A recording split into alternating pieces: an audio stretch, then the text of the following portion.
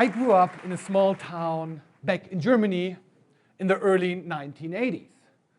Very beautiful, pretty town, but I also experienced, when I was a small boy, certain anxieties. I was a very shy kid. I had a hard time to socialize, and I even experienced the symptoms of stuttering.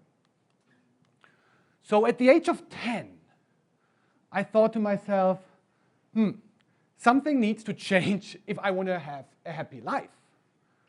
So I remember myself standing in front of the house of my parents, looking over the street to the neighbor's house, and I saw the door of the neighbors and the doorbell. And I thought, what would happen if I just crossed the street and ring the bell? And while I was imagining this, I felt anxiety, because it's something you're not supposed to do. So for some reason, I just crossed the street, I rang the bell. An older lady opened the door, and I asked her, like, hey, do you want to hang out with me? And she said, look, we can have a chocolate drink, come in. After the chocolate drink, she was like, look, maybe it's time to go back to your parents. So I was very proud of myself that I faced that challenge to overcome fear, to ring the bell. So next day, I continued the game. I went to another house, rang the bell. Someone rejected me. So it went on for days and even weeks, ringing many doorbells in my small hometown back in Germany. So after probably a few months, people in my hometown knew that crazy kid ringing all the doorbells. So I grew up, I graduated from high school back in Germany, and because of the support of my parents, I could study film in London in the UK. So at the end of my film studies, I had this dream job I wanted to do, to become a comedy reporter for MTV Music Television back in Europe. So I went to an audition, and I got the job. So from now on, I was the interviewer, the person to interview Hollywood A-list celebrities, like here with Halle Berry in Berlin promoting her latest movie. But my interview style was shaped by a little odd challenge at the end of each interview.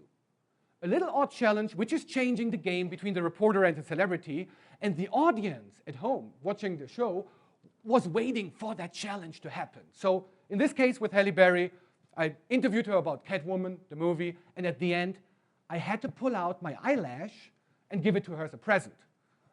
So Halle Berry was pretty surprised, but she said, hey, that's awesome, I never get presents from reporters. So she was so happy that she took my eyelash and placed it in one of her very private parts. So a year later, I met Angelina Jolie. Same story, interview about her latest movie, but also the odd challenge. This time, the odd challenge was to force her into the longest handshake ever. So I introduced myself at the red carpet. It's Michael Wigge from MTV. Can I just ask you a couple of questions about the movie? And she was like, yeah, sure. She gave me her hand. So I shook her hand while asking random questions. 5 seconds, 10 seconds, 15 seconds, 20 seconds. She couldn't stop laughing. So I continued 30 seconds, 40 seconds, 47 seconds handshake with Angelina Jolie until she took her hand back. So she was pretty excited about the whole thing. She said, Mr. Wigge, you are a strange but fantastic man. So at the age of 30, people who work for MTV, in front of the camera, like as reporters or anchors or hosts, tend to be sent into retirement. Because older than 30 is pretty old in music television. So this happened to me. I lost my job when I was 31. And so I started my own challenge, travel stories. And I published them as books and TV shows. So at the age of 33, I started a project called How to Travel the World for Free. Is it possible to travel from Europe to Antarctica without any money for traveling, accommodation, and food? So I prepared for a year, and then I crossed Europe, hitchhiking. I got food by the barter system. I crossed the Atlantic working in a container ship. And then I was hiking through the US state of Ohio. So at one stage, I was hitchhiking, and Mark, an Amish farmer, took me in his buggy. And I asked him, like, what's going on? And he said, yeah, you know, we Amish farmers, you know, live without the car, without the internet, without entertainment. We don't really party, and there is no beer. And I was like, oh, God, that's really boring. So he invited me to stay with his family for a couple of days. I slept in the barn, and I participated in his family life, very religious family life. And it was everything but boring, because I experienced a community living a very simple lifestyle, but being really happy. So at the end of my stay, Mark gave me 3 presents: a Bible, a bike to travel to Columbus, Ohio, and $100 to cross the Midwest with a bus. So I arrived with the bus in Albuquerque, New Mexico. And I met Joseph. And I told him my story, and he said, wow, very interesting to do this travel without money. I also live without money, but unfortunately it's not a project. I'm homeless for almost 10 years. So he offered me to stay with him for a couple of days to get an insight of the homeless scene, to report on how homeless people in the United States are being supported, and on the side to get some free food. So I was like, okay, sounds like a very good deal. So here we've been in a food shelter for homeless people, and we got some food. I could interview other homeless people about their situation, and most importantly, Joseph and me became very good friends. So I continued my travel to California, San Francisco, still without money, and there I wanted to take an airplane to Central America, but airplane tickets do cost money. So I developed the service of pillow fighting. So people could chip in $1 and pillow fight me for a minute. So I had 2 pillows in my hand. Awesome, awesome business. Seriously, it's the best business ever. Sometimes even people said, look, you don't need to fight. You know, me and my boss, we have something to sort out. Give us the pillow, $10.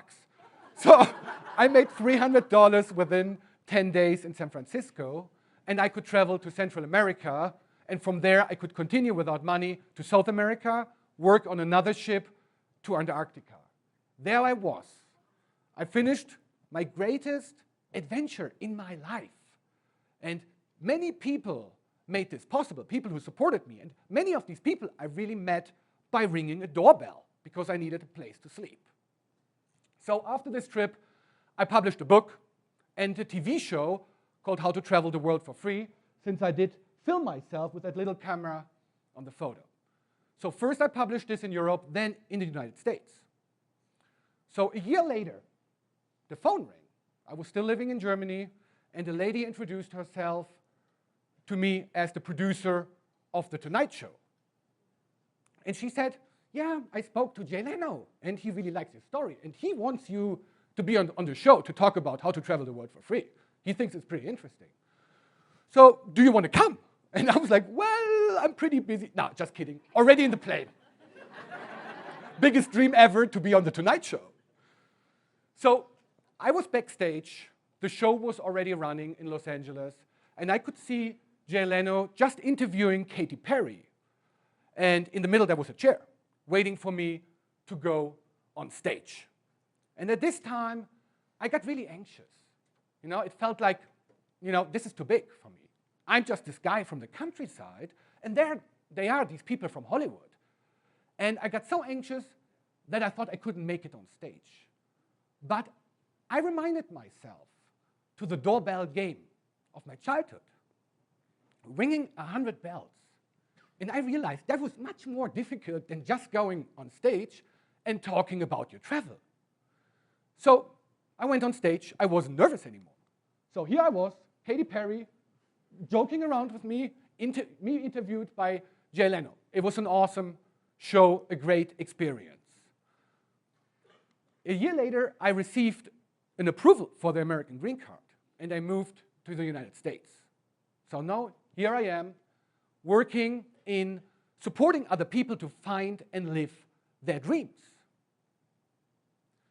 So thinking back to my early years of my childhood, I see this boy being having a tough start, being anxious, stuttering. I had a hard time to communicate with the other kids. But I am pretty happy that things started a bit bumpy, because this made me face my obstacles. And this, again, opened up many opportunities to live my dreams. So if I think back, and if I imagine, if things would have started easy, without any kind of fear, maybe all the other things wouldn't happen that way afterwards, and maybe I wouldn't even be here. So there is a great quote from the author Richie Norton. To escape fear, you need to go through it, not around. So there are many doorbells to ring, maybe for all of us. And let me say this. If you ring your bell, a door will open, and you never know what's going to happen next. Thank you very much.